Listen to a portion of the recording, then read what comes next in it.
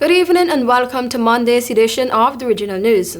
The Jamaican Bar Association is questioning the validity of the amendments to the Constitution, which would increase the retirement age of the Director of Public Prosecution (DPP) and the Auditor General to 65 years and to allow for an extension of their contract to 70 years.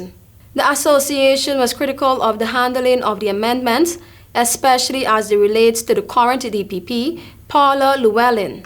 It is also requesting the government dispel the notion that the amendments were to extend the time of Llewellyn to continue in office and argue that the government's failure to accede risked widespread public distrust of the offices of the DPP and AG.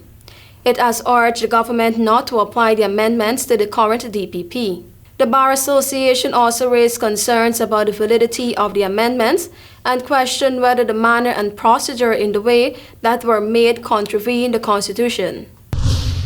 5 people, including former Education Minister Ruel Reid and the former president of the Caribbean Maritime University, were told that they would have a case to answer following the judicial review of their criminal charges. The court finds that the claimants have not satisfied the court on the balance of probabilities that the inferior tribunal was biased. Reid and Pinnock had sought a judicial review of the Chief Parish Court Judge, Chester Crooks, ruling that they have a case to answer in a multi-million-dollar fraud matter. The two had claimed that the judge should not have ruled in the matter, as he had admitted to a conflict of interest. They were arrested in October 2019, accused of defrauding the Ministry of Education and the Caribbean Maritime University of nearly 50 million Jamaican dollars.